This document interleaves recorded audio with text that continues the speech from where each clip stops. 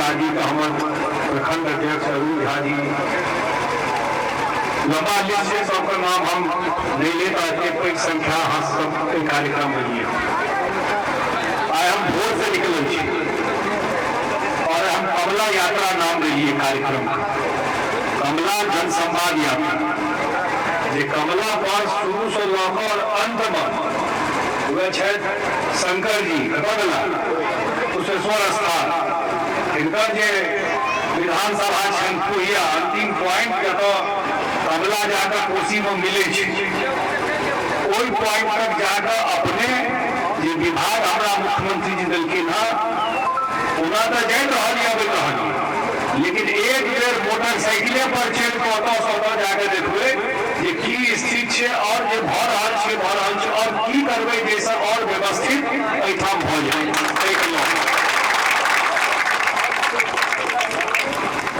पहले अहाँ सबका ध्यान है कमला में एकटा पुल छल, एतुका लोक ध्यान हेबे करब, ओहि पर टायर गाड़ी सेहो चलै छै, एशिया का नंबर 1 पुल छल, Guinness book of world record में अपन नाम है पुल।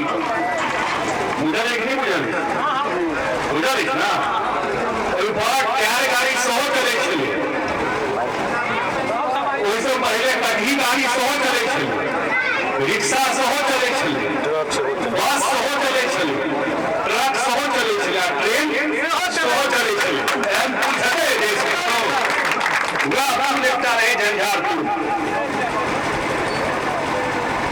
जो फाटक खस पड़ल जब बीमार अब 1 घंटा में खुलते कि 2 घंटे, लड़का बच्चा सब तो नहीं ध्यान रहते, लेकिन पुरना लोग को फुल ध्यान है, घंटों घंटा रहे चले। तकर बाद पहिल पुल हम प्रयास बनवे रसियारी में ध्यान है, कहाँ सब उभरता लोग का ध्यान है। दोसर पुल ठेंगा में हम बनवे जखन देखे पूरा मधेपुर से लौका दरभंगा ठेंगा का कनेक्शन, 2टा पुल को हम प्रयास ईमानदारी से प्रयास दुनू पुल को हम जमीन पर उतारल कमला जे पर चल रहे कमला। आ जहन हम विभाग का मंत्री भेलहुँ वही साल कमला के ठाम टूट गई 2019 में, और मुख्यमंत्री जी सेहो आबि के देखलखिन, कहलके नहीं जो करना है करिए लेकिन उसको दुरुस्त कीजिए। और कमला में पहिल बेर हम सब स्टील सीट पाइल के यूज किए। बिहार में आए तक स्टील का बड़का बड़का बॉर्डर पर स्टील का बनवे गोली चले तो पार से पार नहीं जाए। कमला में स्टील सीट पाइल पहिल बेर यूज भेले, जब गाँव का आमने सामने नहीं टूटे तरी के लिए स्टील सीट पाइल अपन लगे। और हम सब बाहर का IIT का प्रोफेसर को भेजेंगे जिनका बेसी आइडिया रहे इतना ठीक है, IIT रुड़की का प्रोफेसर और वो जे सुझाव दिलखिन तई में एकटा रहे दुनू एम्बैंकमेंट का दुरुस्त करे। हम तो ऊपर चलल छियो, आप बताओ ये रोड का काज भ रहल छै जुड़ गया ऊपर अलग सब बात है, लेकिन ये मेन रोड पिपरा घाट से लौकर रसियारी तक सैंक्शन छै।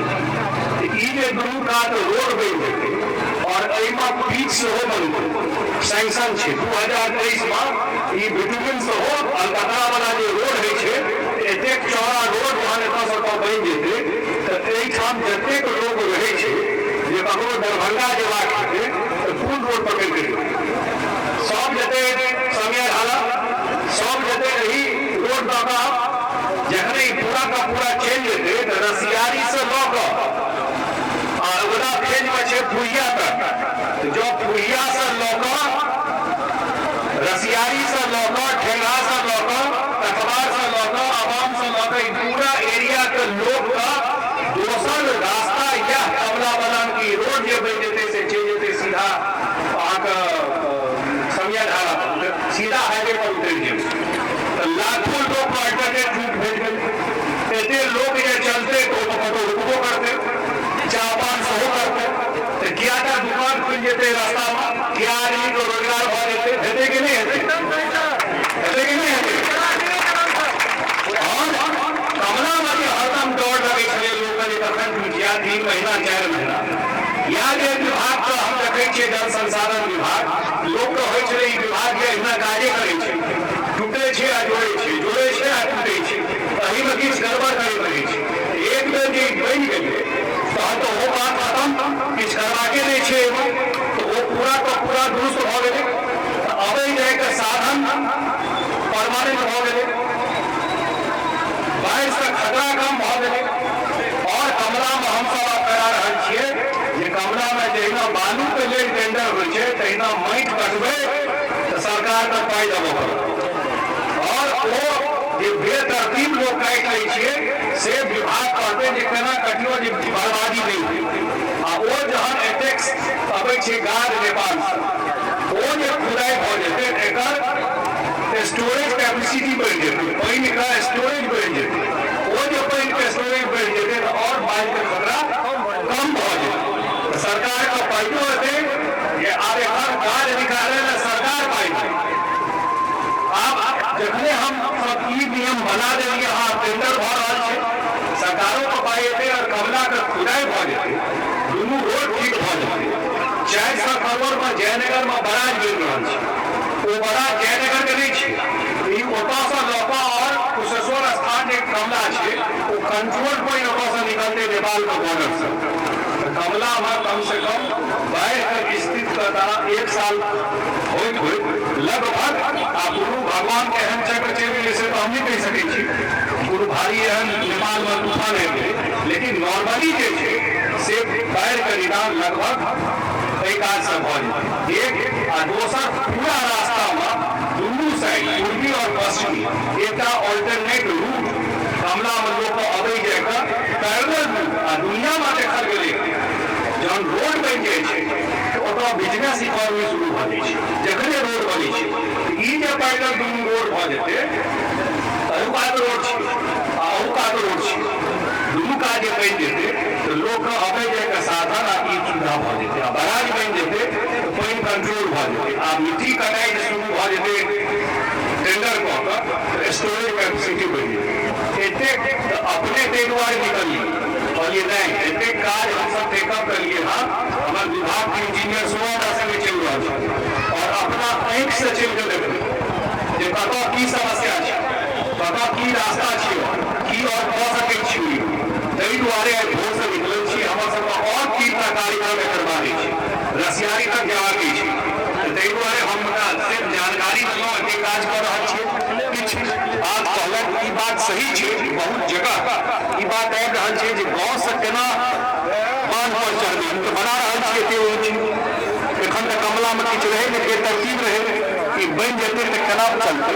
हमर विभागके लिमिटेशन छै, किछु काज किछु जगह तऽ हम कोशिश करबे करी, किछु पंचायतों से किछु व्यवस्था कऽ कऽ जे मुखिया जी सब छथिन पंचायत जोड़ै छथिन तऽ से भाई हम तऽ मेन रास्ता बना देलहुँ आ चढ़े वाला रास्ता अहूँ सब किछु जोगाड़ लगलियो, ओहिमे कोना ओकरा घींच के ओतऽ तक पहुँचबैके लेल किछु जगह ई जानकारी हमरा आयल, किछु जगह हम कोशिश करै छियै जे किछु इम्पोर्टेंट जगह जे जोड़े वाला है तकर रास्ता हम निकालि दी।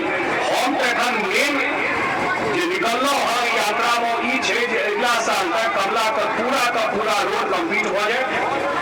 अपने आँखि से देखलियै हँ, निश्चित रूपसँ बाढ़के काज हमरा 2023 तक ई पूरा बाढ़ बनि जाए, एहि पर जे बीच वाला काज छै सेहो अगिला साल पूरा भऽ जाए, जे लोक एनाइ गेनाइके पूरा सुविधा ई समय नहीं लागे। वही की है कि 5 साल प्रोजेक्ट में 7 साल प्रोजेक्ट में टाइम पर प्रोजेक्ट पूरा हो, जो समय दिया है उससे 2 महीना पहले प्रोजेक्ट को पूरा करना है, तब मतलब होता है सरकार का कि आप कराए समय दिए और समय के अनुसार काम होगा तहन है जो पर फायदा लोग इहो एकटा छै एकटा प्रेशर कि जे समय देने छियै ओहि समय पर ई काज पूरा भऽ जाए। एही के लेल निकललहुँ हम।